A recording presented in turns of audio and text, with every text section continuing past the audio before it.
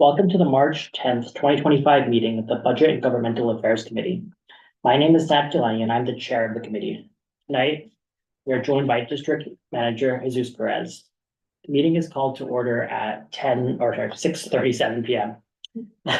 As a reminder, New York State law requires all committee members who are not able to attend the meeting in person to have their cameras on and their first and last names displayed from the time the meeting is called to order until the time the meeting is adjourned.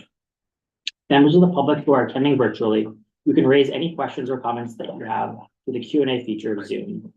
Members of the public who are here in person, you can raise any questions that you have by raising your hand. If there's time following the committee discussion, we will field questions from the public. Thank you, Steve, for volunteering to take minutes. We will now take attendance by roll call. Jesus will conduct the roll. Good evening, everyone. When I call your name, please say present. I will announce if there is quorum. Tanya Arias. Present. Thank you. Jim Collins. Here. Thank you. B. Disman. B. Disman. Oh, she didn't find the invite? I will get back to her then. Rob Farfan. Rob Farfan. All right. Nadine Kalani. Here. Ava Marie Lassiter. Hmm. There she is. Yes. Just David Lowenstein. Present. Thank you. Reshma Patel. Reshma Patel. Steve Perez. Present. All right, with 6 of 9 members, we do have a quorum. The agenda for tonight's meeting was distributed ahead of time by the board office and is reflected on the screen before you. If there is no objection, we will adopt the agenda. Members of the committee, if you object to adopting the agenda, please raise your hand.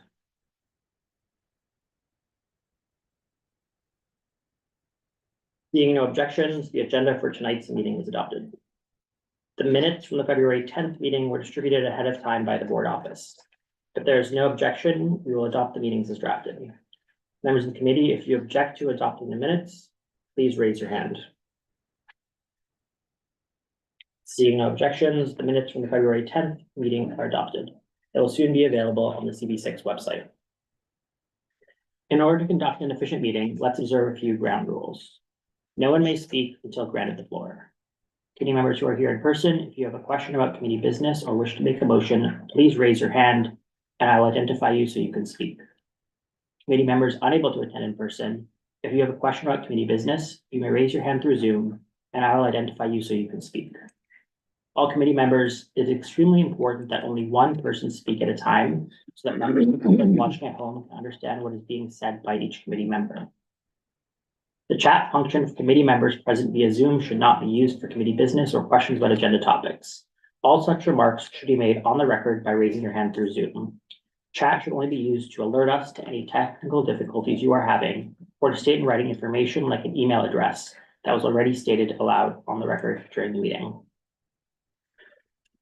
With that, we'll go into the public hearing on the citywide statement of needs for city facilities. Any members of the public who would like to speak, please raise your hand and we'll recognize you.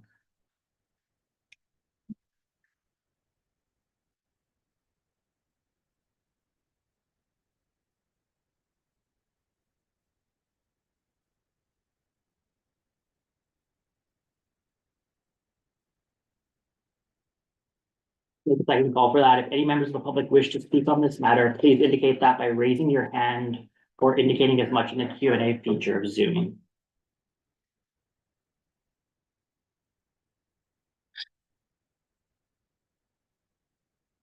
We're on the Q&A. I remember. No.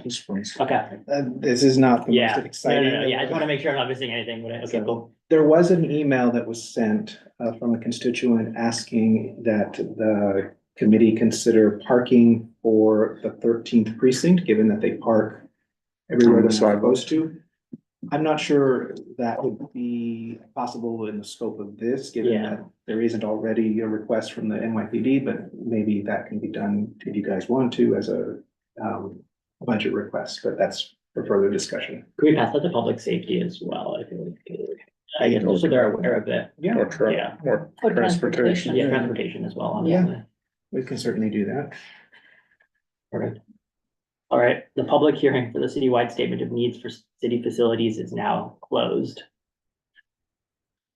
We move on to our discussion on the citywide statement of needs.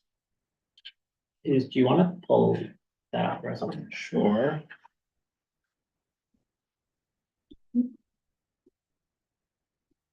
Well, I just will have like, for like the newer members of the committee, this is something that we get every year and it basically talks about, the relevant ones for our committee, our community board. So you'll see it's just like a portion of the longer one. Yeah, the longer one is a couple hundred pages Yeah. long. And this is just, everyone should have gotten it, I imagine, read it Yeah. cover to cover. Because it went from a couple hundred to 9 pages, which is much better. The ones that were crossed out, The ones that are crossed out don't pertain to this district. right, but there was one, after that was talking about a property. And moving the property to another location, I think it was the poison control center, but it didn't indicate where it was moving it to. 215 Lex. That sounds about right, yeah. Right. So Is that the one? let's, I guess, do you want to go through each one? Mhm. Nad? I'm trying to think of how we typically do it. I just like, or I'm happy to go through each one and people can sort of talk about it. So like open to, What I will say, Yeah. this one was in the report last year, yeah. and it was largely done. We have not had a chance to reach out to Department of Correction to see if they are really, really, really done. But it might be best to wait until we have that word, because you might not need to discuss this very much at all, Right. because it was nearly done last time you guys considered this. Yeah. Same thing for the Poison Control Center relocation. They were nearly on the point of signing a lease. And we have gotten further confirmation that that process has been advancing. So it's very likely that this one is also near the point of commitment. Let's change to some other district. HPD's search for space. This was also in the report last year, and last we heard, they were looking for space. It doesn't necessarily have to be in this district, but they're looking. And you guys in the resolution said that you were supportive generally of having more office occupancy, but we haven't had a chance to follow up with them to see if the process has moved at all.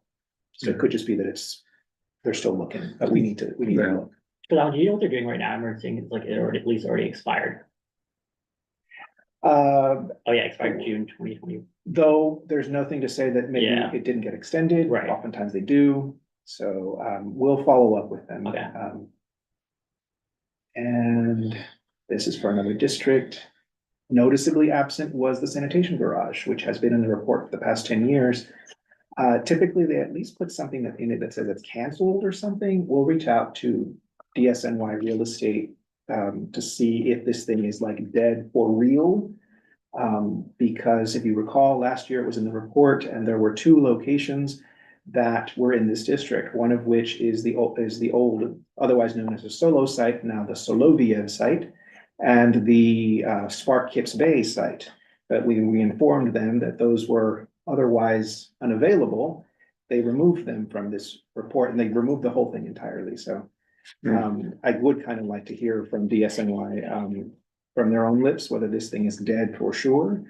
But so that's why it's not there. Yeah. There's the preliminary budget reports we can check to. The one I think the mayor puts out that shows all of the capital projects. If it's not on there, that usually means it's dead. But it not being here suggests that maybe DSNY has removed it and is no Hope so. longer seeking that space. Let's hope so. So while unless you guys have anything Yeah. substantive to say, it might be best to maybe put this on the agenda next month. Hopefully we'll have some feedback from the agency by then. Because when are our responses? They're due 90 days Okay. from the release of this report. Most years, DCP will sort of send us an email saying the report is released. Here's your deadline. They did not do that this year. Okay. So as far as I can tell, this thing was released in mid-February. So we've got some time until April? 60 mid, days. mid-May. Mid-May. We got 90 days. So Okay. we Okay. have the time. Perfect. So I think that, yeah, open to other comments, but I think otherwise we can wait for the follow-ups and then next month we can sort of figure out. Okay. What's that?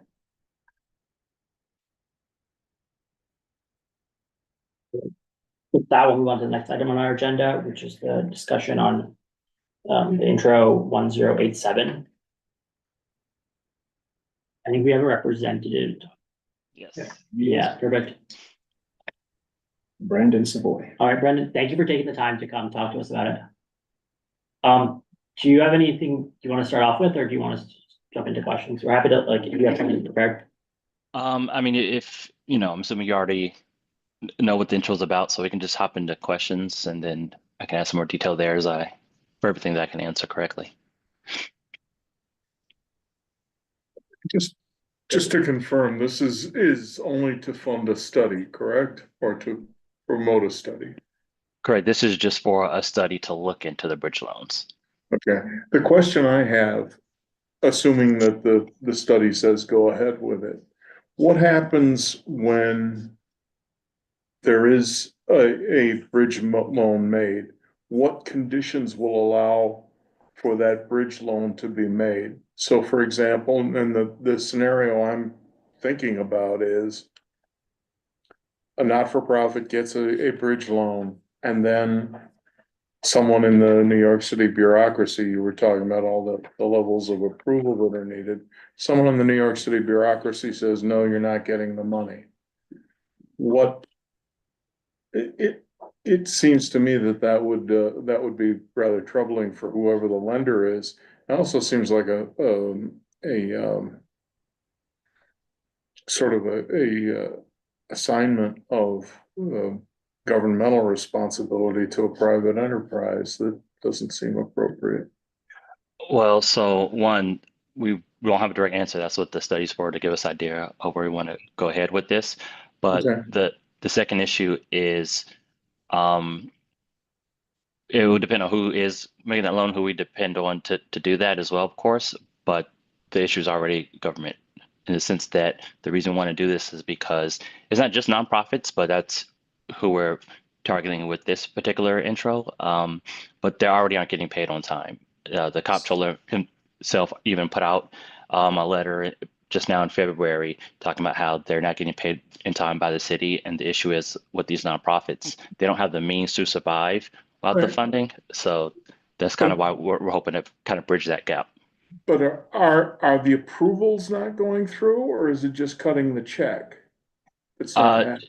It is, so and I'm reading this from the comptroller himself, but 9 out of 10 is because the registration isn't being done. So basically the paperwork or whatever needs to be done through the city, like I said, 9 out of 10 is not being done on time. And so it's on the city's end that's causing the delay for the payment to even be approved, even though, you know, they already rendered services for what they're being hoping to get paid for. Would it make more sense to maybe do a study on how can we expedite the disbursement of the funds as opposed to getting another layer of red tape involved?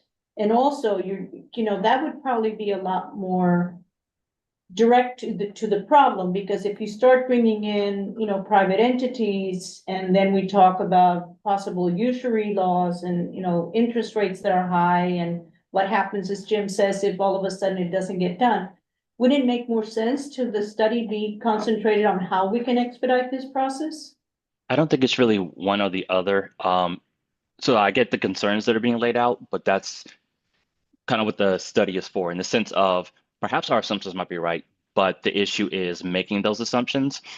Not because I don't think making it more efficient is also, like, you know, obvious that as well, but they already did the passport, which is another I don't want to use the word mechanism, but it's the online system they use. They recently released to try and get payments to be quicker, but with part of the issue being um, registering those contracts, then it's like, okay, is there a certain point, is there a way to fix it on the city's end so people are getting paid quicker? That would, great, let's do a study for that too. Do as many studies you need, so whatever answer we finally get, we know is going to be the most efficient and effective, absolutely. But at the end of the day, if um, we're not able to make it efficient and we can get these nonprofits a bridge loan, whatever it is to keep these nonprofits alive, because of the sense that what might be a short amount of time for a large company and they can hold off on that, getting the money. A lot of these nonprofits are having to lay people off. They're not able to keep rendering services. They're promised money from the city, and that gap of time, no matter how small it might seem to a big company, is a lot for these nonprofits. So I don't think that's a bad idea per se, but I do definitely think we need to study every avenue until we can get this fixed, because this is it's been happening for quite some time, not even just with nonprofits, with other procurements where smaller or medium-sized companies aren't getting paid on time. Is this like, assuming that a nonprofit would receive a bridge loan, so, assuming that process got put into place, would this likely increase or decrease the costs of a capital project with the city? It would increase. Increase. Well, Well, so I'm assuming this is mean, and you're talking about, I'm sorry, horrible names, but we're talking about like the interest and whatnot. So how this would be devised, I can't say 100%. Again, I don't want to keep saying this, but that's why it is just a study, because rather than making any sort of assumptions, we want to say, okay, we have this idea. Will it work well? Will it at least be more efficient? Will it be more effective? So that's why we're just at this, rather than saying, let's put in this intro to do this. So we're going, wait, we like the concept, we like the idea. Can OMB study it for us and let us know how would it actually play out? so I just want to echo Kanye's point, because I think it's important that what's a little jarring for me is to hear that we've already decided the solution is a bridge loan. Yeah, Well, Rather than make it a broader study about like, Right. maybe it's not just the passport system and efficiency, maybe there's other solutions. But one, we don't even know what the magnitude of the problem is, because we don't know how many nonprofits get capital funding for or are late in getting payments. So we don't even understand the scope of the problem. And two, I think it's sort of like we've already decided this is the solution. Yeah. And you're going to increase the costs of doing business with the city at a time when we need to think about decreasing costs of doing business with the city, not automatically going for what is the most what is going to increase the cost. So, not to mention, I think, I'm sorry if I may. So right there, I think we're jumping into too many assumptions, because again, we're not assuming this is the answer. That's literally why, rather than doing an intro to let's do this, it's literally a study, because this issue's been going on. Like I said, Comptroller himself said 9 out of 10 aren't getting paid. So this isn't even about increasing the cost. Understanding you're worried about interest, what have you. We'll study and look into it. That's literally what it's for. But if 9 out of 10 aren't getting paid, it's not about what the cost will be for the city. It's about the city that's paying its dues to the nonprofits that are providing services like shelters and mental health, helping out seniors and everything else. So it's about making sure these institutions that we're paying are actually getting paid, rather than what's happening is they're getting laid off. They're having to lay off people and they're no longer able to provide services that are needed. I guess like to me, I guess like when we look at the name of the intro, it's like a proposed bridge loan. I guess like I think a lot of us are trying the confusion of like, to Steve's point, that seems to be implying that that's the solution. Like, is there a way like we could make it like a broader, like think of like studying the funding process more broadly and how to make it more efficient, or what led you to sort of make that intro? I think that's what's driving the confusion on our end.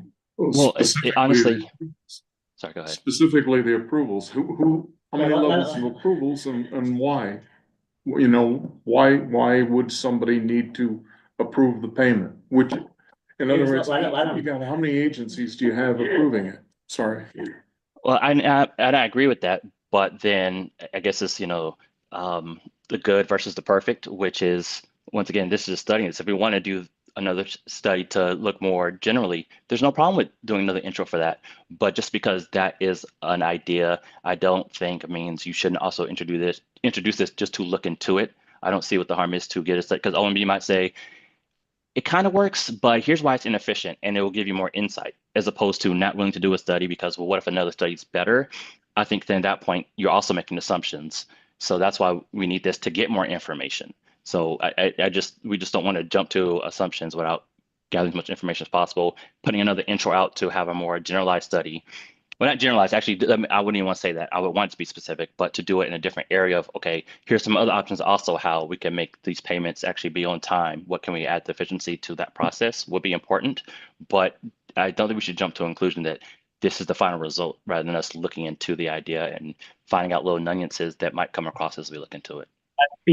Sorry, B has her hand raised. I want to show her. Yeah, so I'm going to supplement the comment of increased costs. I am concerned that it will lead to increased inefficiencies. Yes. Agencies will assume that, oh, they'll get a bridge loan, so I don't have to rush it through and do it of that nature.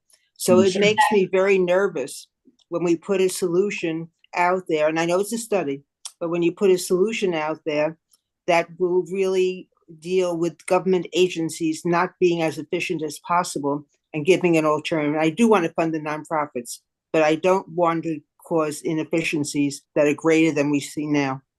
Well, what I'll say to that is the fact that if a nonprofit is already underwater not because they don't have the funds, but because not being paid for services they already rendered, then giving them those funds, the whole concept and why I want to look into it is the idea that they have the funds to survive. So none of us want government inefficiencies, but at least those nonprofits can survive until they get those services, or until they get that money paid and they can continue to render services throughout the city, as opposed to right now, we can argue over efficiency or inefficiency of government, but these nonprofits aren't making it through because they're not getting the money they're owed.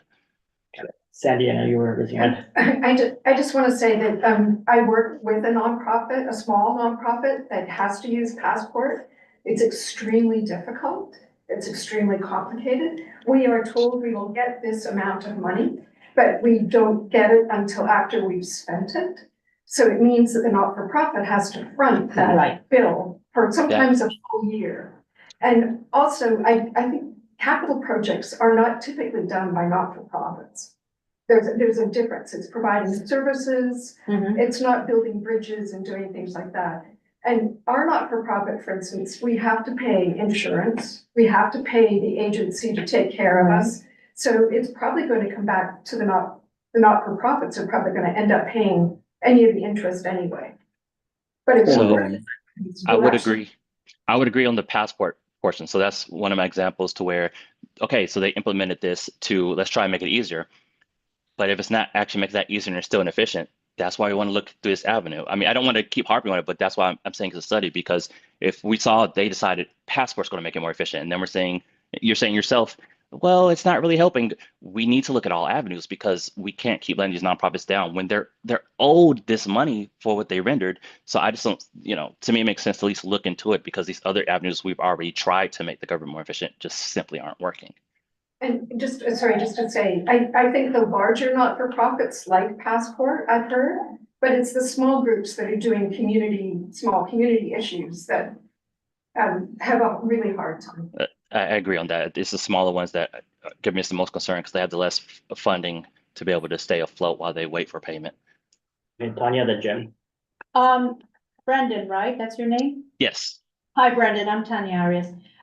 We're not jumping to conclusions or assumptions. We're just trying to get to the crux of the matter here.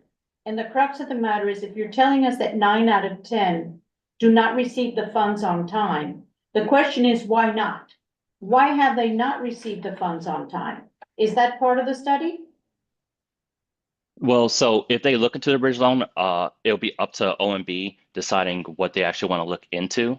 But the idea would be more so would the bridge loan help as far as to looking into why it's taking them to, in the contract, I'll use a word, I could try to look it up, but was it rendering, I think you said, but it's basically the majority is the contracts aren't going through the system. However they do the system, I'm not part of that department.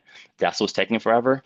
But how to fix that? Their latest, again, was the Passport is what they came up with, and we're apparently still having issues with that. So I don't know what the actual mechanism that's causing those pages, emails, whatever is need to get done to get the payments out are taking so long. So that's a problem because, we're basically giving the government a crutch. We're giving whoever's handing out the grants, we're giving them a crutch. You don't have to hurry up now because, there's a bridge loan in place. And, I started my career in government and I ran out of there like a bat out of hell because, you just sit there and nothing gets done. And, and so picking up the slack by charging interest, I don't think is probably going to be the best course of action. So I would like to know why the funds are not getting out in time. So here's what I'll say. I keep saying that. Here's what I'll say. It's not that I disagree with what you're stating, but just as you said yourself, right now they're like a bat of hell because and so how long has it been since then? So we're not going to get this fixed anytime soon, but these nonprofits can't wait. I completely agree on wanting to fix it, inefficiencies, but until we have an answer, until we know, because if you ask the comptroller himself, he's the one that's putting out this letter saying it. Well, then maybe we need to ask him what can we do to improve it. But until then, these nonprofits can't wait. We're losing these services. And, I hate to be, okay, maybe this isn't, again, the good versus perfect, but we can't keep waiting until government is perfectly efficient and let these nonprofits go under while they're waiting for the funding that they're owed. As far as the interest portion, that is one that would definitely need to be tackled when they give us, when they finish the study to go, what would be the interest rate? And then we decide how to cobble together a bill. So I don't know what that would be because we wouldn't want higher cost, but I think it's, was it cutting off your nose to spite your face kind of situation? Jim, then April. Can I ask you what your current metrics are? How long on average does it take to have a payment approved? And do you have anything like an ombudsman or somebody like that to intervene for those cases that are being hard hit by late payment? So I don't have how long it normally takes. I don't have that information. I have to reach out to probably the OMB department to see if they have the information. What I can say is that when I was working for a lobbying firm who tried to help out with a lot of companies, including nonprofits, a lot of companies, especially MWBEs, they were found it would take months. It would literally be months behind before they would get payments. But the comptroller doesn't have an ombudsman of his own for such people. I mean, they shouldn't be having to go out to a lobbying firm to get their payment. No, I'm not talking about, I'm saying when I was at Double Up, that's the information that I did personally have. But I don't have that information. We could reach out to their offices to see if they have any exact information. I don't have that at hand. That would be helpful because you can't fix the problem unless you know what the actual issue is. Well, again, we know what the issue is they're rendering. You don't know how long it's taking them to be paid, and you have to kind of go back and do a root cause analysis and find out what's going on. Well, no. So I understand that. What I'm saying is I don't have specifics. I do know it's taken literally months. I don't have on average. I know just for a fact it's taken months beyond the actual due date. And from the comptroller himself, as he says in his letter, it's the rendering of the contracts. Now, who has to sign what and which department each contract has to go through? I don't have that exact procedure, but we know what the issue is and we know how long it takes. It's literally taking months, which is just obscene. And we know for a fact it is the rendering of the contracts. So whatever process they use in that end. So what do you mean by Sorry, rendering? I want to go to April Marie. I just wanted to know, with the recent change in the political climate and already that $80 million was taken away from the city by the federal government, I wanted to know, is this going to affect the actual funds that would even be available, even though a study is being done and we're talking about the process? Will there be monies even available to satisfy these loans based on what's happening with the city and the fact that the federal government has already taken a substantial amount back from us? Would this affect the whole process of the availability of funds before discussing how the process would be to administer the funds in the bridge loans? so correct me if I'm mistaken, but that's just part of the budget process. No, I understand that, but in terms of what the city is experiencing in dealing with the federal government and certain funds that are administered that were taken away, I want to know, is that going to affect this whole process of availability of funds and then talking about how it would be administered. That was my question. Do you think it will affect the whole overview of trying to help nonprofits in the city? Separate from this intro, I mean, there will likely, well, let me not say likely, that's not a word I should be using, but I mean, I could see that maybe in the budget process, but that's kind of beyond the scope of these bridge loans or this intro.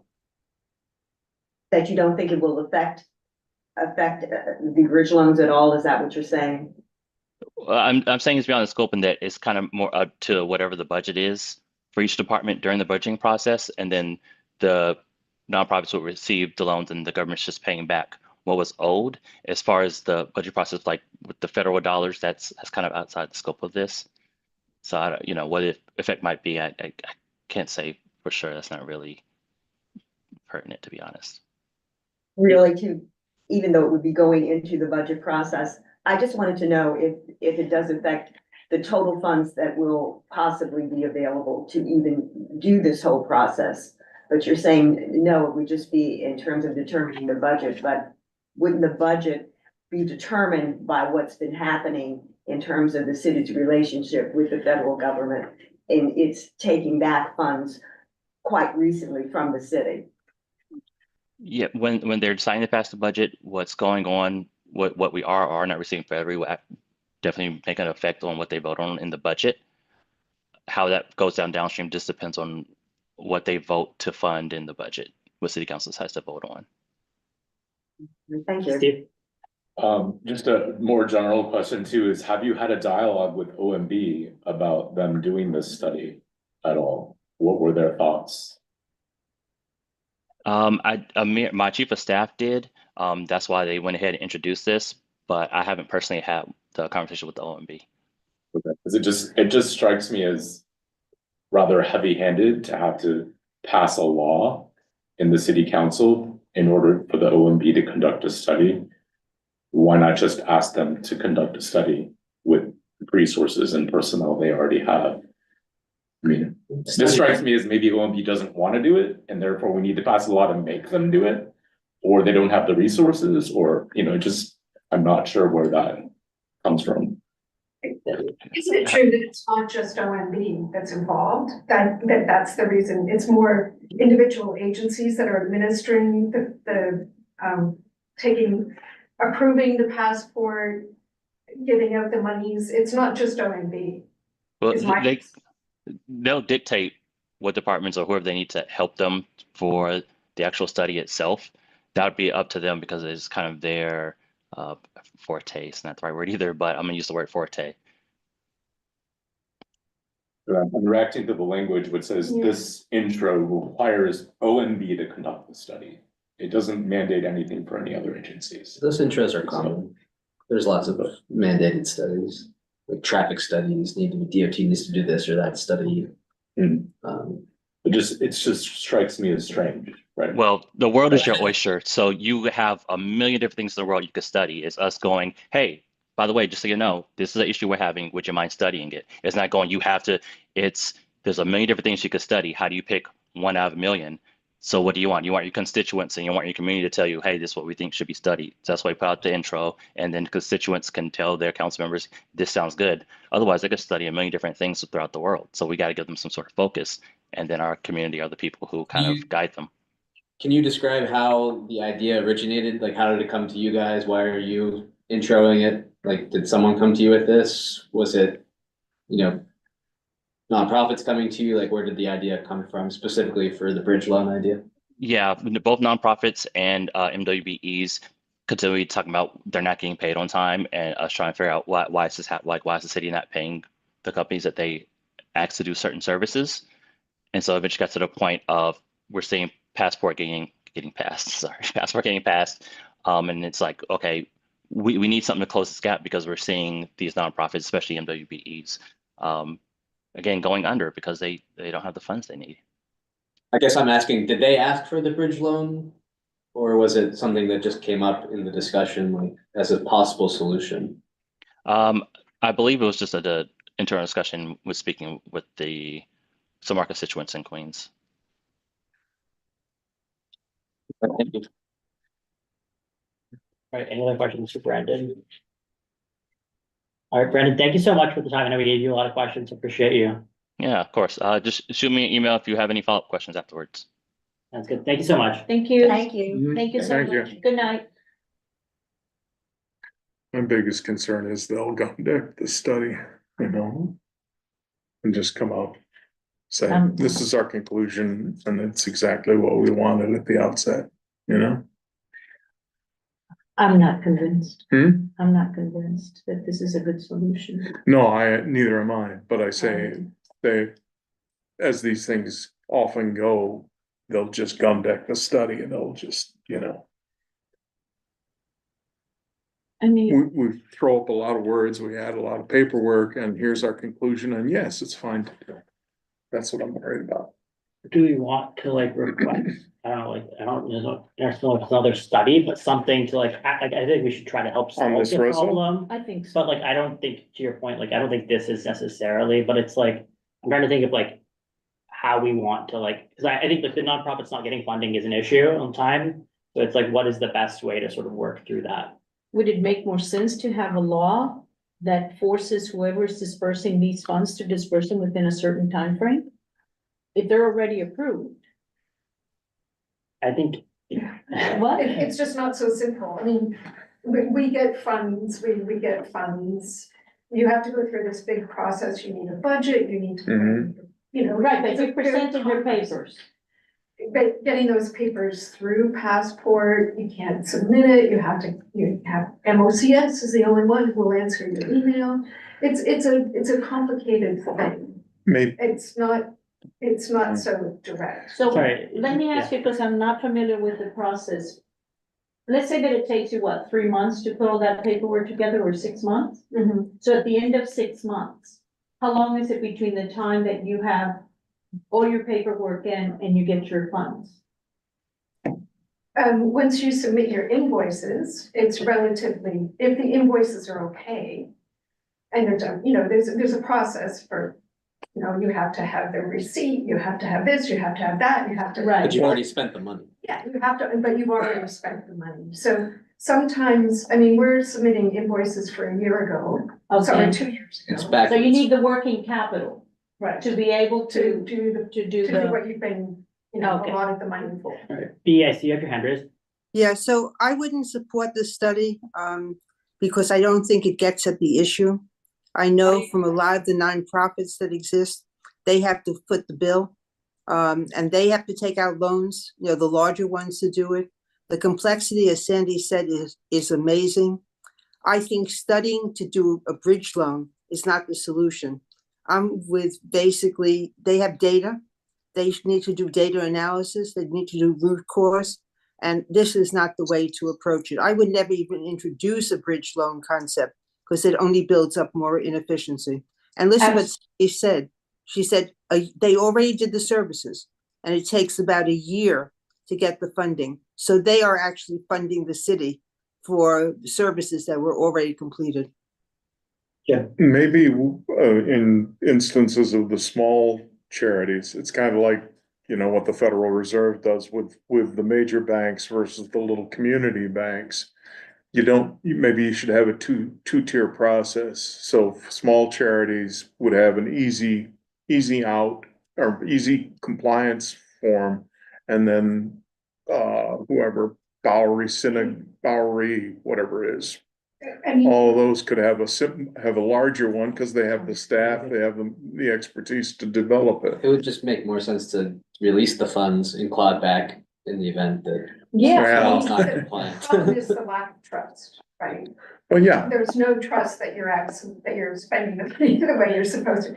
So that's the real problem. And I guess the system has been abused and. But a two-tier system would make total sense. Yeah. Because the other thing is the question that I still have in my head is, why would a small, tiny nonprofit that does not have the wherewithal get awarded a giant capital contract? They don't have, and if that doesn't happen, then assuming they're getting rewarded contracts that they can handle Yeah. because it's the right size, then they should modify the process so that those smaller awards for a small nonprofit yeah, goes through a different Yeah. channel than a large nonprofit Yeah. has the working capital. Yeah. They have plenty of money. They can get paid 8, 9 months. Look, I've done this, I've done USA government contracting, so Yeah. it takes 2 years sometimes to get your invoices paid, and it's fine. And the You have other thing, money coming yeah. in from other contracts, so. they are all, your charity is audited? Or your not-for-profit is audited? No, Oh, it's not, you're not because we public law. don't get, what is it, 25,000? Oh, okay, so Less than it's 25,000. not small, it's tiny, okay. But it's still $25,000. No, I understand, You expect the citizens of New York. but I mean, for a lot of this, the concerns that they have, you know, with showing every receipt and what have you, man, you can do a lot of that just through internal controls at the charity level. And Yeah. then, Jim, what? you can do it for us, please. Well, the other option would be that if there is to be a bridge loan, you would have to structure it so that the interest rate is controlled. It's a You're controlled not gonna interest do rate. that, no way. Wait, I know, I know, I used to be in banking. No way. Or paid by the agency that's issuing the funds, No, not the, maybe, but yeah, But then we're paying for it. it's kind of as taxpayers. punishment, as yeah, taxpayers, we're paying for We're it. paying for it Yeah. at the end of the day anyway. no, It looks like Councilmember Rivera is a co-sponsor on this. Does it make sense to reach out to her office? Maybe. Just express our views Yeah. on this Yeah. quickly, just like, hey, this seems like a really Really bad silly. idea. Yeah, it's like right now, as it stands, we're not. Also, yeah, the other thing I was remembering something that someone else said at the last committee meeting, which is this kind of thing tends to come up during an election year. Yeah, you think? Because it makes the politicians look like they're doing something, Yeah. so. Well, it's fine. And there's a big It's fine. constituency, and there's a big, The froth. Let's- there's a let's lot, froth and it there's out. a big constituency Well, for it's it. Finance Committee and Brandon is running for. That's a great idea, we should ask. Yeah, and I think to your point, like, we're not convinced that this is like something we No. wanna support right now, so I think it's worth just Just like learning shoot them more. an email. Yeah, Why are you guys behind this? That's what I mean. Well, why don't we ask the person As who they're actually saying, has a gladiator. nonprofit? How would you feel about Getting a bridge loan? getting a bridge loan? Very good, because otherwise you pay interest.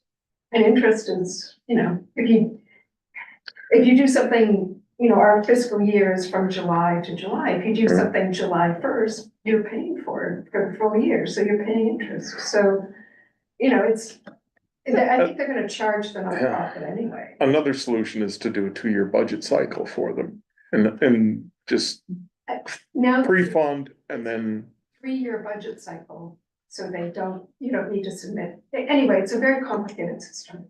B, like Ohio does a Right. 2-year budget cycle. Why don't we do what was suggested before, try to get some data also, do the discussion with the councilwoman. Let's get some data as to what the timeframes are. Do they have it distinguished by size of nonprofit? Because it would be very interesting to see how they handle it. So I would love us to go back and ask for the data that he didn't have today. yeah, we can vote, yeah. Yeah, I mean, the thing is, we sent them questions Yeah. several months ago. They basically said, OMB may have this data, someone else may have this data, they did not offer to go gather it. So if you want data, we're gonna have to get it. Someone on this committee will have to. Okay. I'm doing He's next. gonna- Wait, you mean they're going to deliver the data? Well, they No, haven't. No, They're we've posting it asked to the for study, yeah. information. Oh, you've asked for it before? They basically Yeah. said, well, OMB probably has this information, but they did not So- offer to go talk to OMB to get the information, so. That's where we are. I mean, that's likely the same response we're gonna get, Yeah. which is maybe OMB has this information. I mean, do you So think then OMB is go gonna get show it. up at our I committee? doubt it. No, No. so, Have the council member get it. again, Yeah. we asked these questions of the Yeah. council member's office, this is what we're getting, so. So why don't we ask Rivera to see what she could come up with? Yeah, we can reach out to Councilmember Rivera and sort of see what her office's thoughts are on this, because I think that's probably the next step here, because I feel like nobody is really convinced of this right now. So I think it's worth hearing her out, and then we can figure out next steps from there. This is a big issue in the controller's race coming up too. Is it? Yeah, Brandon has made an issue of it. I don't know if Levine has. In Yeah. the Could Finance be. Committee. I'm sorry? Brandon's the Brandon. chair of the finance committee. Yeah, Ah, Justin Brandon out of Brooklyn. I've seen he's been It's pushing classic for it. election year Yep. introductions. All right, so yeah, we'll reach out to Councilmember Rivera's office to hear their view on it. With that, we can move on to the next topic, which is the discussion of the disposition of city-owned land at 425 East 25th Street. City University of New York is part of the Spark Kips Bay project. Brandon and Ben, thank you guys for hopping on to that. Absolutely. Yes. I know this came to us a bit late. Do you want to just talk a bit about it? So I don't know if all the committees had a chance to read about I it. didn't get it. Yeah, so we're coming before you today to ask for, your approval for disposition pursuant to 384B4 for the CUNY portion of the Spark project. This was originally sort of contemplated in the ULURP approvals that, came through you all. And now we're just going through the process of 384B4, which sort of requires us to come back to you with more specifics of the business terms by which we'll be disposing the property to CUNY. The question was raised, Steve had raised it, why do we dispose to a LLC and then to CUNY? I think I know the answer, but you can tell me why that's necessary. Yeah. So, well, it's actually going to be the way the transaction is going to work is it's going to be from the city to the LDC, Land Development Corporation. That'll be Right. assigned to CUNY itself. Right. And EDC will just act as a lease administrator. Right, but why does it need to go to the LDC first? Why can't it go directly to CUNY? You said, why can't it go directly to CUNY? Yes, because pursuant to 384B4, because this is from a city entity to an outside city entity like the state. This is sort of the process that we just sort of go through.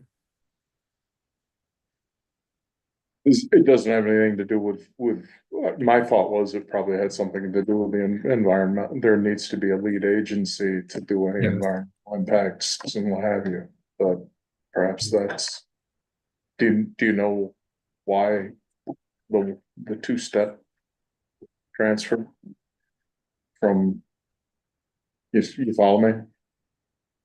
So why the two-step development? Yes, that's part of it. Sorry, I was just trying to describe the structure, but yes, you're right. There's the environmental review part that we have to sort of go through, and that's sort of dictating the way the transaction structure is. And that's done by EDC, correct? The lead agency is EDC. Yes. That makes sense. Steve? No, sorry. Okay. I'm still confused as to why is there a two-step process when there's this from the city to the state? Yeah, it's from the city to the state, so it's not a city entity itself. And because we're leasing it, and instead of sort of doing a friendly taking or what have you, we do have to go through processes as if this were an outside entity. But why? That's my question. It's like the law? Or- Yes, sorry, yes, it's the law. Yes. Okay. I didn't read. It helps to read the statute. I didn't read the statute. Got it. Why can't I? Did you see it? Yeah, let's put the res Let's up. put the reso up. I can't find it.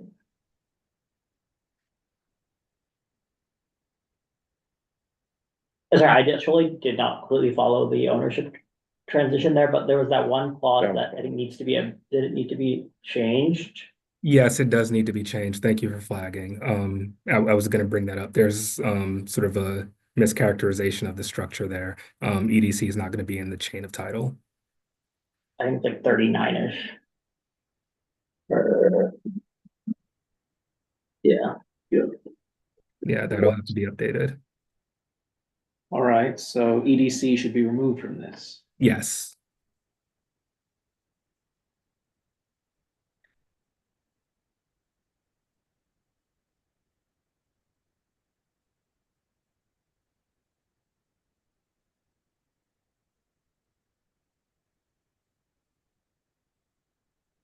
So it should say, New York City Land Development Corporation will acquire a long-term leasehold interest in the portion of the eastern parcel for final disposition to CUNY. Yes.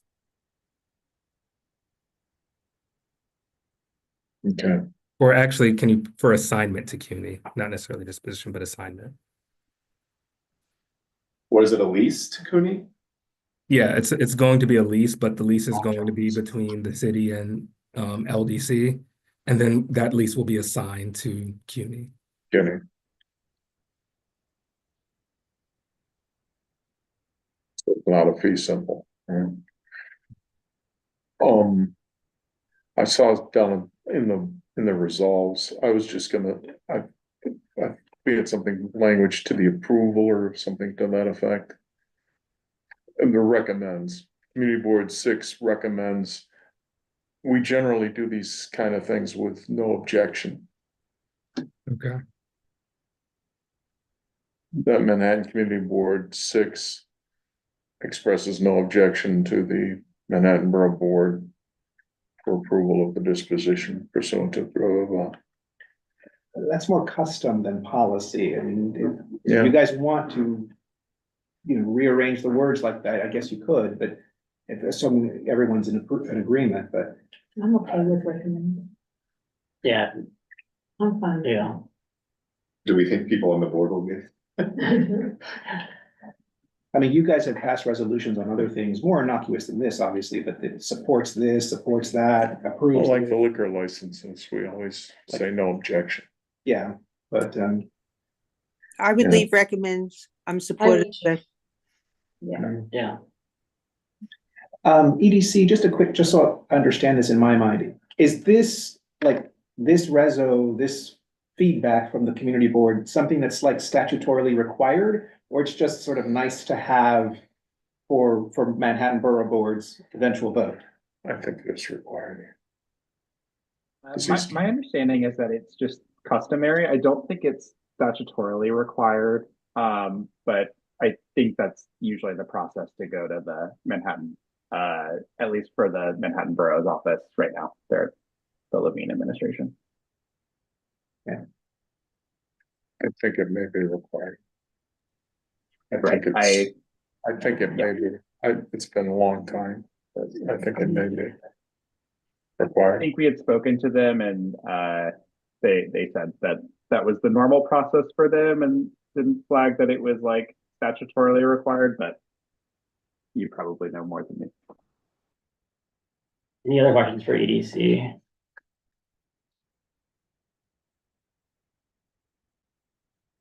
All right, thank you, Ben and Brendan, for joining. I think we're set. Appreciate taking the time. Thank you so Thank much. you. Thank you so much.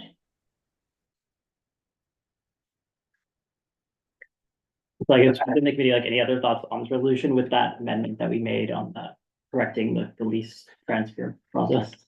I don't have an issue. Liz? I'll take a motion to vote if folks want to vote on this. I second. No objection. I can't make the motion, but thank you.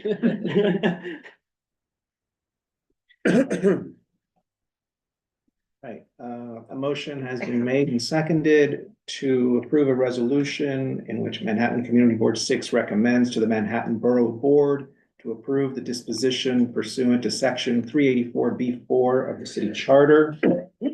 Call your name, please say whether you are in favor, opposed, whether you abstain, or are not entitled to vote. Tanya Arias. In favor. Thank you. Jim Collins. No objection. In favor. B. Disman. In favor. Thank you. Robert Farfan.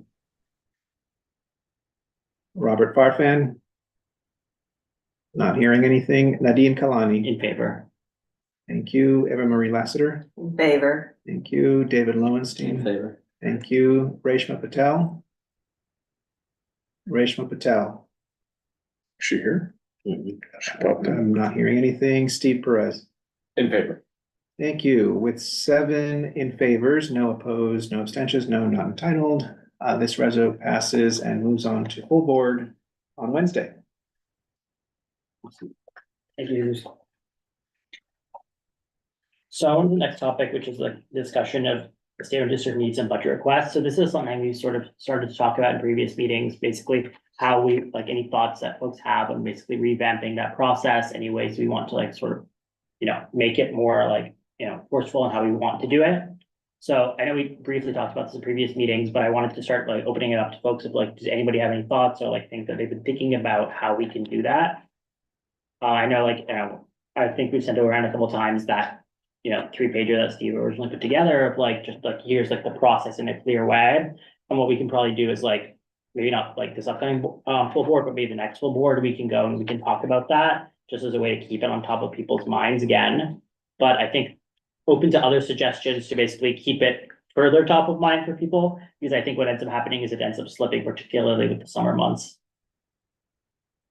I think it's been, I mean, at least in my other committee, I don't know if the direction came from exec, but it's like on the agenda now. So like, I know we didn't have time at my last committee meeting, Right. but we definitely put it on the meeting for agenda item for next meeting that we're actually going through the budget requests again. Okay. Like before the summer. Yeah. Which I was telling people in my committee, everybody should tell people in their committees, like, talk about it before the summer, because by the time we Yeah. come back from summer, there's like 1 month, we've got a whole bunch of new people, and then there's no time, you gotta submit your budget, so you gotta, if you're gonna make any changes to your budget request or put in new ones, you need to talk to your committees about doing it now. Yeah. Before the summer break. And it seems like that's happening, at least on my committee, but I don't know about others. I think we have somebody on, I don't know if we still have somebody on every committee or like. I was thinking transportation. I don't think we have anyone on transportation.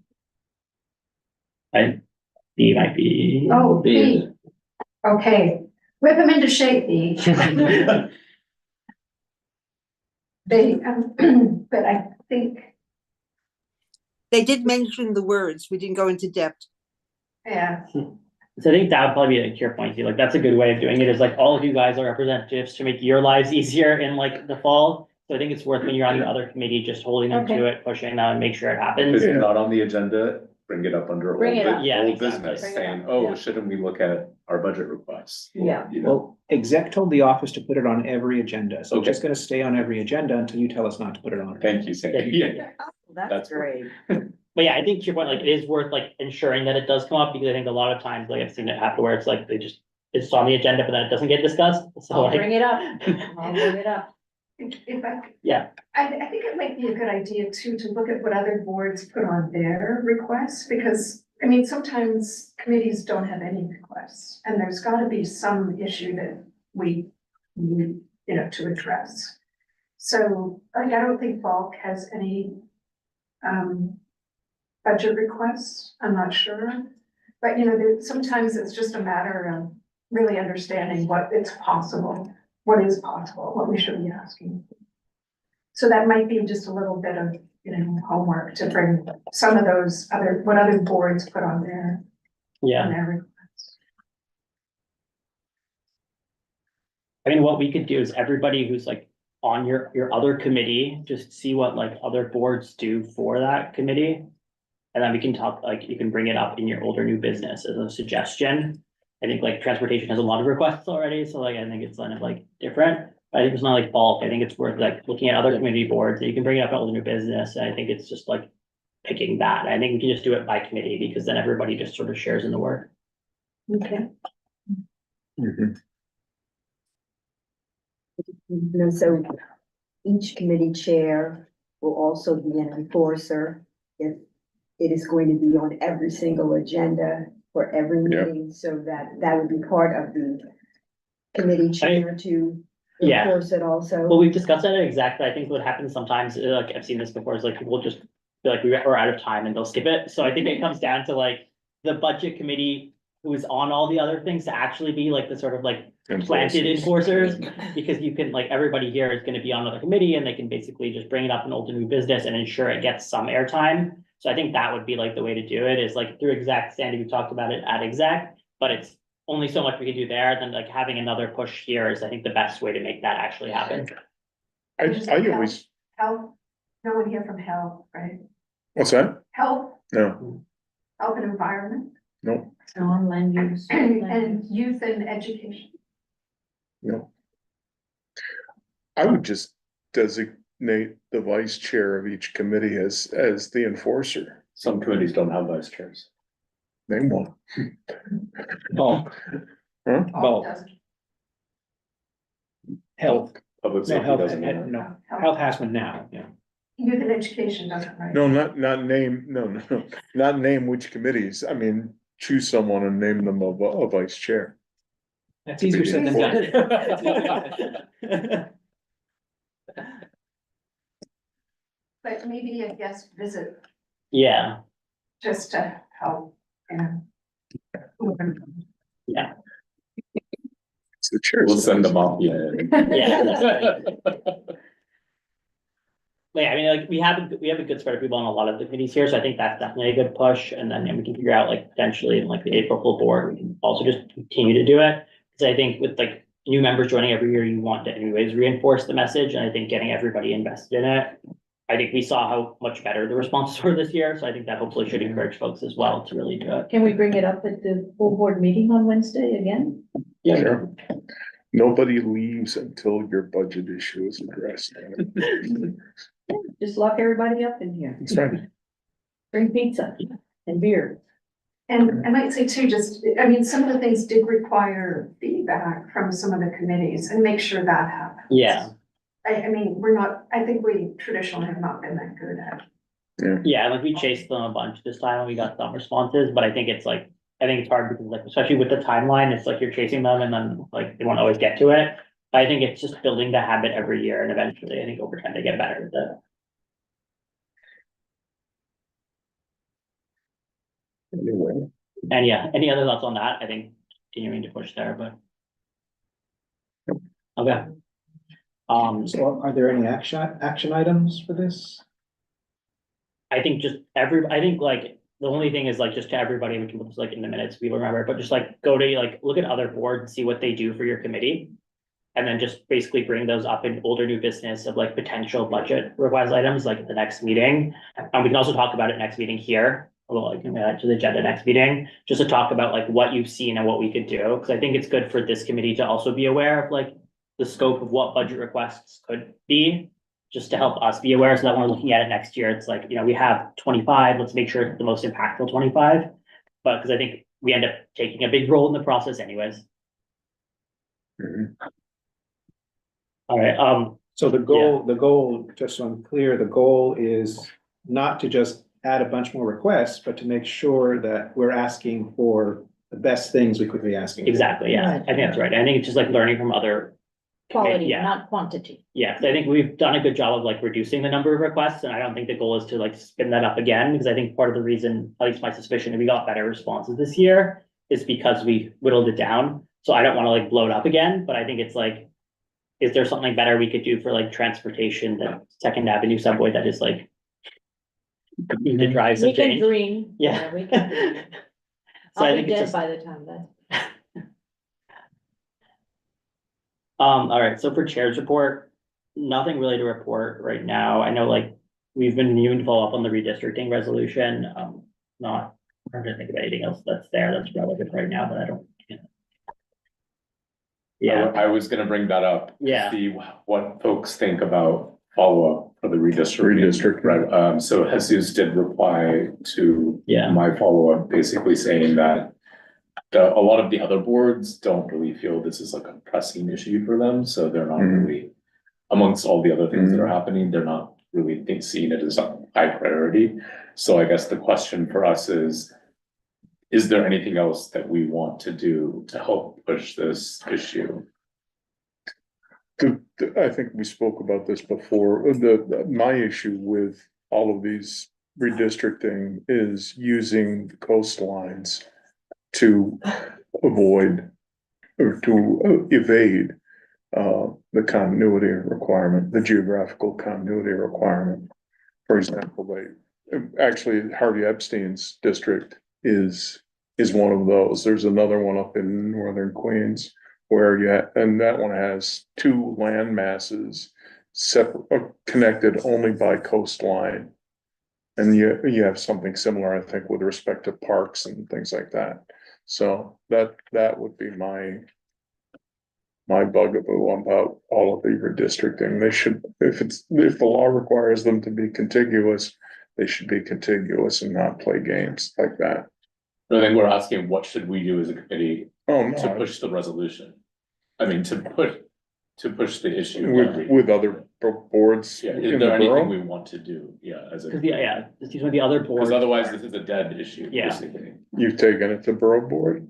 I took it to Same, the yes. board And and what- in response, that's where Jesus, I spoke with Jesus and he then said, so, you know, I haven't sent it to them yet because borough board, we did budget requests, which was a 3-hour.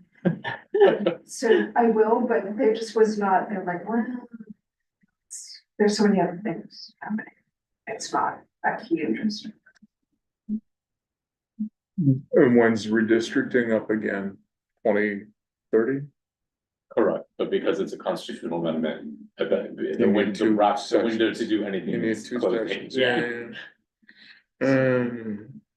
I would keep pushing it. Yeah, I mean, my idea was we could perhaps find, I mean, Manhattan, we may be the only district in Manhattan that has this as a priority issue. I know there were some districts in Queens that were very upset with what happened, and so we may need to find other allies in other boroughs.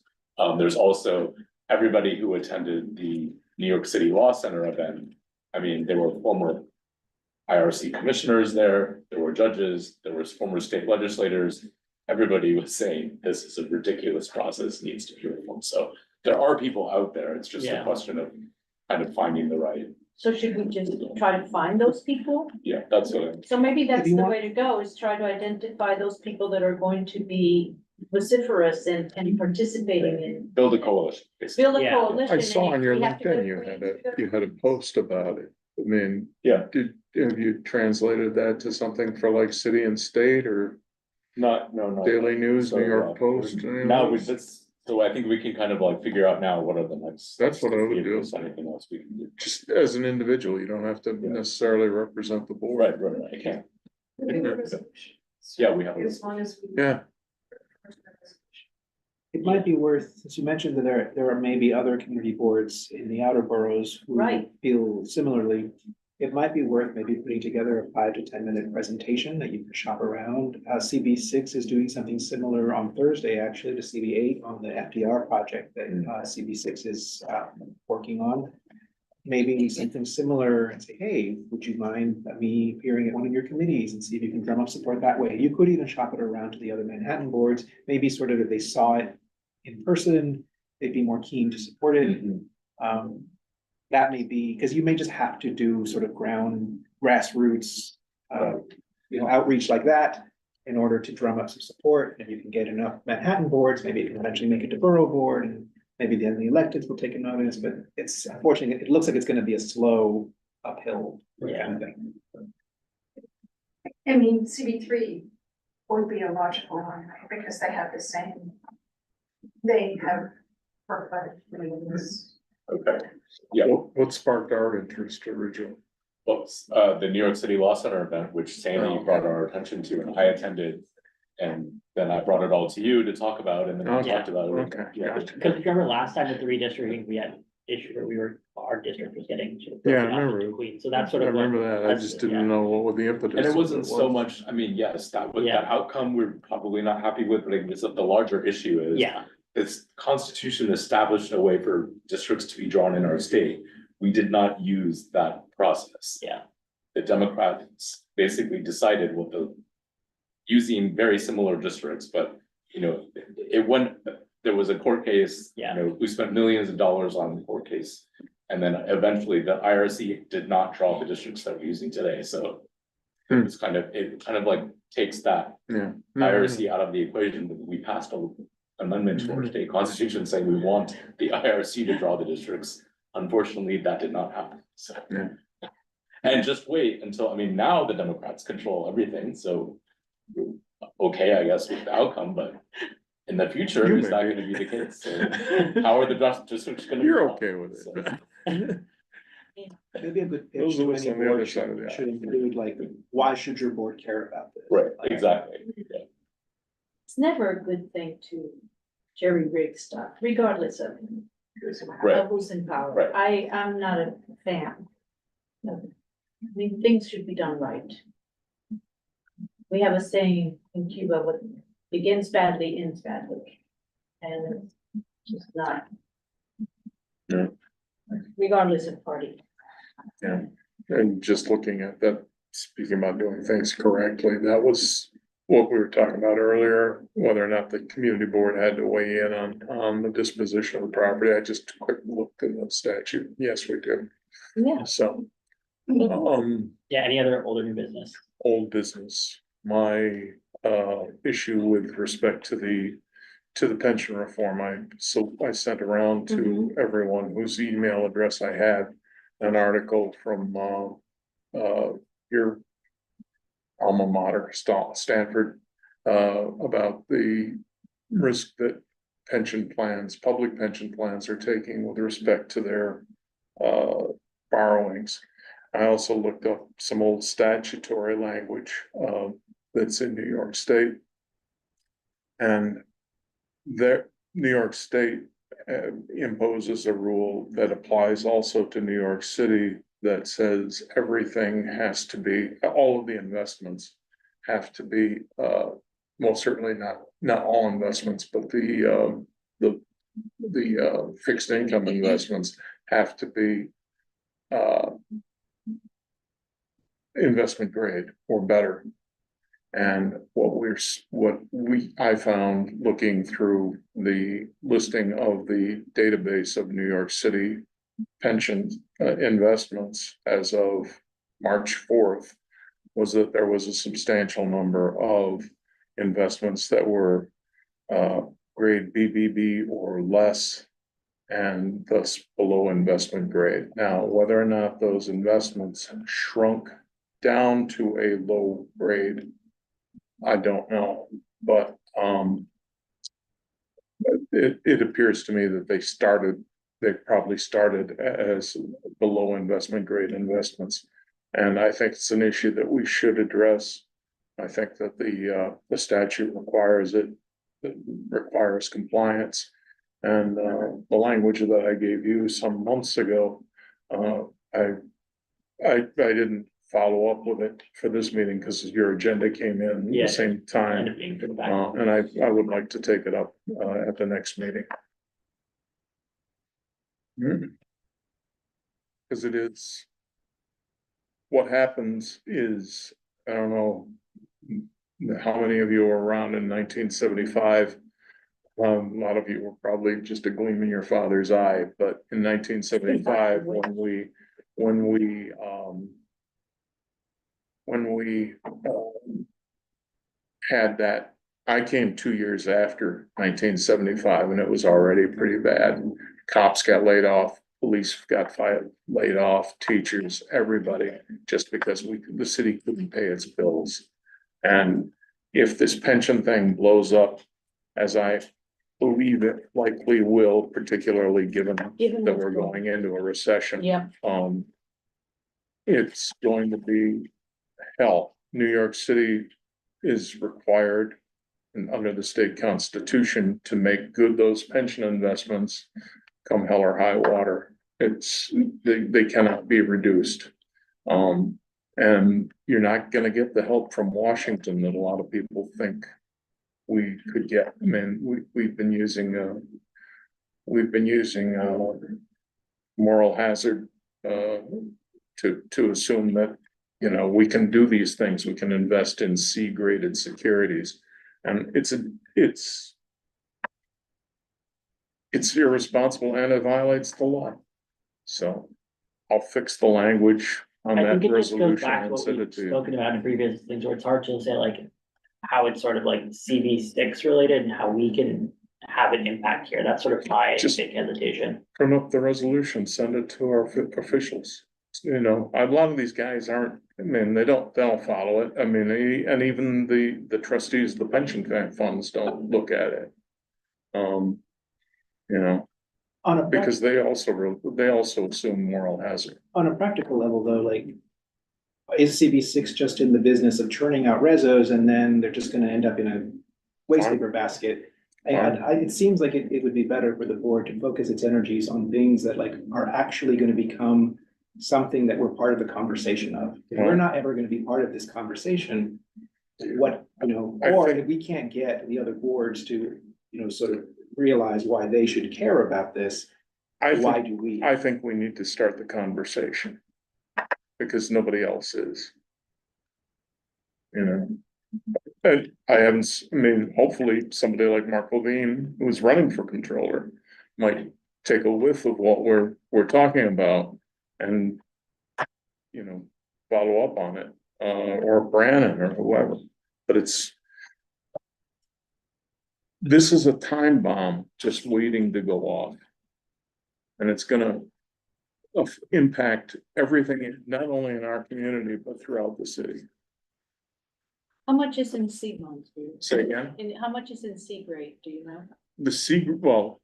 Below investment grade, I did a couple of analysis and it's hard because the database is 124,000 lines of code. But it's substantial. It's very substantial.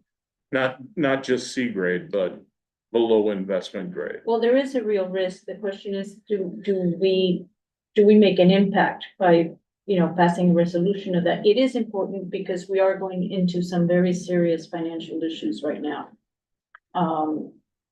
We're going to be facing a recession. But as we've seen, even with the redistricting resolution, which is also important, you kind of have, the electeds kind of have to they need to want to be there, or you need to be able to get them there. And to that point, my hesitation is, as a community board, certainly as an individual, I do not have expertise in this particular area. I barely understand. You understand discount rates. You understand. No, I don't have any financial background, so that doesn't make any sense to me. So I don't know why me as a community board member would be opining on something that is so far outside of my area of expertise that I honestly don't know if that's a good thing or not. Well, I rely on people like Sandy to give me architectural advice, so go figure. Yeah, I have a financial. I think we're not making architectural. Right. We're not passing a resolution. It would be the equivalent of us saying, this is the kind of cement that the architects need to use when they're building Spark. No, and this is the kind of not at all. When you've got a clear violation of the law, I think it's something that needs to be pointed out to the public. Should reach out to the unions. Yeah, Public sector unions. Right, so that was the thing. What are the constituents that are coming and saying this is an issue? They're They're relying on moral hazard. They've got a provision in the state constitution that says their pensions cannot be denied. But I think it's Steve's point, if there's people who are invested in it, we're happy to reach out to people if you think people are interested, but I think it's if there's some sort of group that is this is their cause and we can support them with it, I think that feels like a stronger view.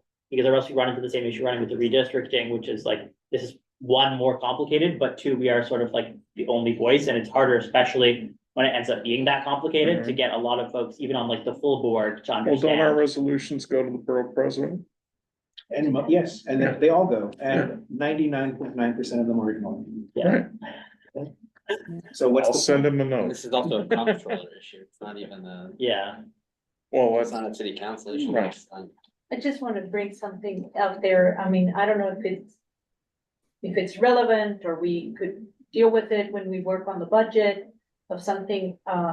A statistic came out last week that New York City has doubled the poverty rate of the nation. We're at 25% below the poverty line. And I find that very troubling. It has all kinds of social and economic impacts in terms of safety, housing, crime, homelessness. I don't know how we can read this into. Is it on the Medicaid statute or the Medicaid statistic that came out? The same With one? Medicaid and SNAP, it's also Yeah. the SNAP statistic that came out, and the children's health, and it's what the budget is that you're dealing with now, and its impact on New York City, which is awful. Yeah, it's really, I find it very important because you can actually see it. Yeah. And I don't know if we've it in here or we've it in another committee or. My But inclination is I'm it's sorry. worth tackling committee by committee, right? Committee There's a by lot of committee. cause it's like, it is a big number and it's not great, but it's Huge like, number. when you think about how to tackle that, right? It's at housing homelessness, you tackle it there, you tackle it at each committee of like thinking of like what the problems are, how you make the solutions there versus us doing something. I just feel like it's harder for like to do like a more generalizable Yeah, well, thing. that was my question. The Yeah. question is how do we work with something like this? Yeah, B, Yeah, so I have a big concern and I have had it a little while. And you hear what's happening on the federal level with Yeah. the proposed budget and even whether we have a government shutdown in a couple of days. But Medicaid and New York City is very significant and it impacts on all of us. And I actually think that is something that our health committee should be taking up and our youth committee. But is Sandy still there? I can't see. Yes, Yeah. I am. The question is, Sandy, when I've raised this in the past, like Jim has raised the annual rate, we have never dealt with these issues, but they are emerging issues. So how do we actually present to a committee that this is something that you might want to take a look at because it really will affect a lot of people in our community board as well as the city? And I mean, I may need a little bit of background, but certainly I can ask those committees to take it up. But I think we need to decide how they're going to take it up. Are we backing legislature? Is it something that we need to research? How do we want to do that? Well, we need coalition building and that's Yeah. like the boards and stuff. It's hard to impact on the federal government right now, but you have to make people aware of where we're heading. And if you talk about poverty rate, it's going to get worse. So it really is concern for all of us living in the city.